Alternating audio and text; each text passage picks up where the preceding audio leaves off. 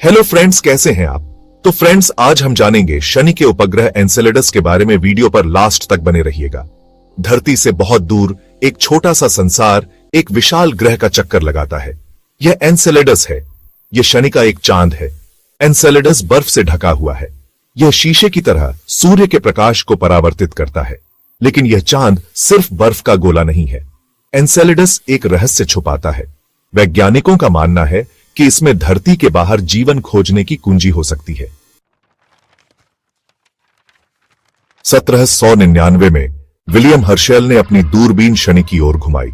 उसने प्रकाश का एक धुंधला बिंदु देखा। यह एनसेलेडस था। इस चांद का नाम ग्रीक पौराणिक कथाओं के एक विशालकाय प्राणी के नाम पर रखा गया था। एनसेलेडस एक शक्तिशाली दानव था जो देवताओं के विरुद्ध लड़ा था। यह चांद अपने नाम की तरह छोटा लेकिन शक्तिशाली है। माना जाता है कि एनसेलेडस का निर्माण अरबों साल पहले हुआ था। यह छोटा लेकिन दिलचस्प चंद्रमा शनि के कई चंद्रमाओं में से एक है, और इसकी उत्पत्ति की कहानी हमें सौर मंडल के प्रारंभिक दिनों में ले जाती है। यह संभवतः गैस और धूल की एक डिस्क से बना था। जब सौर मंडल का निर्माण हो रहा था, तब यह डिस्क शनि के चारों ओर घूम रही थी, और इसमें कई छोटे छोटे कण और कणिकाएं शामिल थीं। यह डिस्क शुरुआती सौर मंडल में शनि को घेरे हुए थी। शनि के गुरुत्वाकर्षण ने इन कणों को आकर्षित किया, जिससे वे एक साथ आने लगे और धीरे धीरे बड़े पिंडों का निर्माण हुआ। समय के साथ डिस्क के कण आपस में जुड़ गए। ये कण टकराते और एक दूसरे से चिपकते गए, जिससे छोटे छोटे पिंड बने। इन पिंडों ने मिलकर चंद्रमाओं का निर्माण किया। उन्होंने उन चंद्रमाओं का निर्माण किया जिन्हें हम आज देखते हैं। शनि के चारों ओर कई चंद्रमा हैं, और एनसेलेडस उनमें से एक है। यह चंद्रमा विशेष रूप से दिलचस्प है क्योंकि इसकी सतह पर बर्फ और चट्टानें हैं। एनसेलेडस लगभग 504 किलोमीटर चौड़ा है। यह आकार में छोटा है, लेकिन इसकी विशेषताएं इसे अद्वितीय बनाती हैं। यह लगभग एरिजोना की चौड़ाई के बराबर है। इसकी तुलना एरिजोना राज्य से की जा सकती है, जो इसे और भी रोचक बनाता है। यह बर्फ और चट्टान से बना है। एनसेलेडस की सतह पर बर्फ की मोटी परतें हैं और इसके नीचे चट्टानी परतें हैं।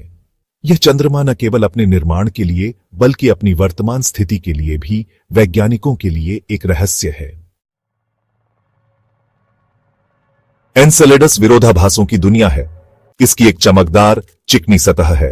ऐसा इसलिए है क्योंकि यह बर्फ से ढका हुआ है, लेकिन इसमें ऐसे क्षेत्र भी हैं जो बहुत अधिक गड्ढों वाले हैं। ये गड्ढे क्षुद्र ग्रहों और धूमकेतुओं के प्रभाव के प्रमाण हैं। यह चांद अजीब नीली धारियों का भी घर है। इन्हें टाइगर स्ट्राइप्स कहा जाता है। ये दरअसल बर्फ में दरारें हैं। इन दरारों से जल वाष्प के जेट अंतरिक्ष में फूटते हैं। प्लम्स की खोज एक बड़ी सफलता थी। उन्होंने दिखाया कि एनसेलेडस एक मृत दुनिया नहीं है, यह सक्रिय है। प्लम्स तरल पानी के विशाल महासागर से आते हैं। यह महासागर चांद के बर्फीले खोल के नीचे स्थित है। वैज्ञानिकों का मानना है कि समुद्र खारा है। इसमें कार्बनिक अणु भी हो सकते हैं। ये जीवन के निर्माण खंड हैं। पानी, कार्बनिक अणुओं और ऊर्जा के स्रोत की उपस्थिति एनसेलेडस को जीवन के लिए एक प्रमुख उम्मीदवार बनाती है। ऊर्जा ज्वारीय ताप से आती है। यह शनि और उसके अन्य चंद्रमाओं के गुरुत्वाकर्षण खिंचाव के कारण होता है। ज्वारीय ताप महासागर को तरल रखता है। यह समुद्र तल पर हाइड्रोथर्मल वेंट भी चला सकता है। पृथ्वी पर समान वेंट संपन्न पारिस्थितिक तंत्र का समर्थन करते हैं। भाग 7। एनसेलेडस का खिंचाव, गुरुत्वाकर्षण और द्रव्यमान। एनसेलेडस एक छोटा चांद है। इसका गुरुत्वाकर्षण पृथ्वी की तुलना में बहुत कमजोर है। यदि आप इसकी सतह पर खड़े हो सकते हैं तो आपका वजन बहुत कम होगा। चांद का द्रव्यमान भी बहुत छोटा है। यह पृथ्वी के द्रव्यमान का लगभग 7000वां हिस्सा है। भाग 8। एक विशालकाय की परिक्रमा। शनि के साथ एनसेलेडस का नृत्य। शनि हमारे सौरमंडल का छठा ग्रह अपने अद्वितीय छल्लों और कई चंद्रमाओं के लिए प्रसिद्ध है। इनमें से एक चंद्रमा एनसेलेडस अपनी अनोखी कक्षा और विशेषताओं के कारण वैज्ञानिकों का ध्यान आकर्षित करता है। एनसेलेडस लगभग 2,38,000 किलोमीटर की दूरी पर शनि की परिक्रमा करता है। यह दूरी पृथ्वी और चंद्रमा के बीच की दूरी से लगभग 60% अधिक है। इस दूरी पर एनसेलेडस शनि के गुरुत्वाकर्षण बल के प्रभाव में रहता है, जो उसकी कक्षा को नियंत्रित करता है।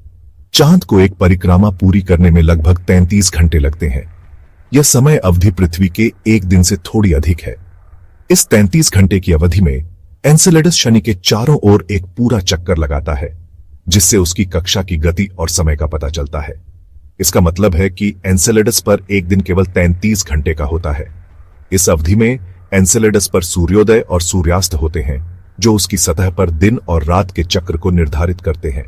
यह समय अवधि एनसेलेडस के वातावरण और सतह की गतिविधियों को भी प्रभावित करती है। चांद की कक्षा अंडाकार है। इसका मतलब है कि एनसेलेडस की कक्षा पूरी तरह गोल नहीं है, बल्कि यह एक अंडाकार आकार की है। इस अंडाकार कक्षा के कारण एनसेलेडस शनि से कभी कभी नजदीक और कभी कभी दूर होता है। इसका मतलब है कि यह पूरी तरह गोल नहीं है। इस अंडाकार कक्षा के कारण एनसेलेडस की गति और शनि के साथ उसकी दूरी में परिवर्तन होता रहता है। यह परिवर्तन एनसेलेडस की सतह और आंतरिक संरचना पर महत्वपूर्ण प्रभाव डालता है। नतीजतन एनसेलेडस ज्वारीय ताप का अनुभव करता है। ज्वारीय ताप वह प्रक्रिया है जिसमें शनि के गुरुत्वाकर्षण बल के कारण एनसेलेडस की आंतरिक संरचना में गर्मी उत्पन्न होती है। यह गर्मी एनसेलेडस की सतह पर बर्फ के गीजरों के रूप में प्रकट होती है, जो उसकी सतह को अद्वितीय बनाती है। भाग 9, रहस्यों को उजागर करना। एनसेलेडस के लिए मिशन। एनसेलेडस शनि का एक छोटा लेकिन रहस्यमय चंद्रमा वैज्ञानिकों के लिए एक आकर्षण का केंद्र बन गया है। इसकी बर्फीली सतह के नीचे छिपे हुए महासागर और सक्रिय ज्वालामुखीय गतिविधियों ने इसे सौर मंडल में जीवन की संभावनाओं के अध्ययन के लिए एक प्रमुख स्थान बना दिया है। कैसिनी अंतरिक्ष यान ने 13 वर्षों से अधिक समय तक शनि और उसके चंद्रमाओं का अध्ययन किया। इस मिशन ने हमें शनि के वलयों, उसके वातावरण और उसके चंद्रमाओं के बारे में अद्वितीय जानकारी प्रदान की। कैसिनी ने न केवल शनि के बारे में बल्कि उसके चंद्रमाओं के बारे में भी महत्वपूर्ण खोजें की। इसने एनसेलेडस के कई फ्लाईबाई किए। इन फ्लाईबाई के दौरान कैसिनी ने चंद्रमा की सतह और उसके नीचे छिपे महासागर के बारे में महत्वपूर्ण डेटा एकत्र किया। एनसेलेडस की सतह से निकलने वाले बर्फीले प्लम्स ने वैज्ञानिकों को चंद्रमा के आंतरिक संरचना और उसकी रासायनिक संरचना के बारे में जानकारी दी। कैसिनी चांद के प्लम्स से होकर गुजरा। इन प्लम्स में पानी, बर्फ और अन्य रासायनिक तत्व पाए गए, जो एनसेलेडस के महासागर के अस्तित्व की पुष्टि करते हैं। यह खोज वैज्ञानिकों के लिए एक महत्वपूर्ण मील का पत्थर साबित हुई, क्योंकि इससे यह संकेत मिलता है कि एनसेलेडस पर जीवन की संभावनाएं हो सकती हैं। इसने नमूने एकत्र किए और डेटा वापस पृथ्वी पर भेजा।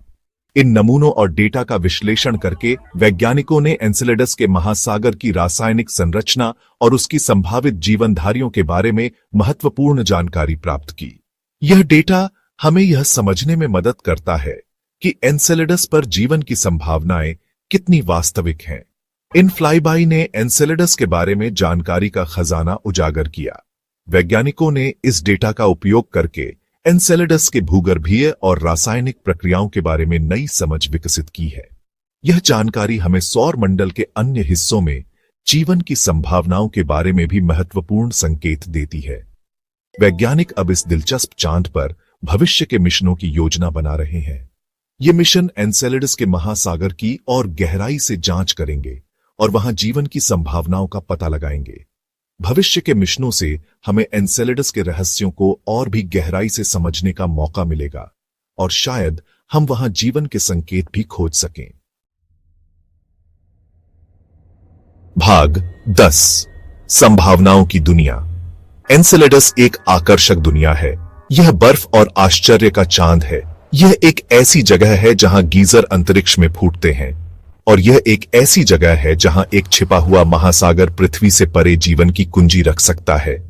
एनसेलेडस के भविष्य के मिशन हमें इसके रहस्यों को उजागर करने में मदद करेंगे। वे हमें बताएंगे कि क्या हम ब्रह्मांड में अकेले हैं।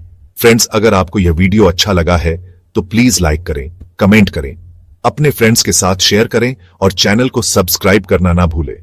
फ्रेंड्स, सब्सक्राइब करने से हमें मोटिवेशन मिलता है, जिससे हम आपके लिए और भी अच्छे वीडियो लाने के प्रयास करते हैं। तो फ्रेंड्स, फिर मिलते हैं किसी नए टॉपिक के साथ। धन्यवाद।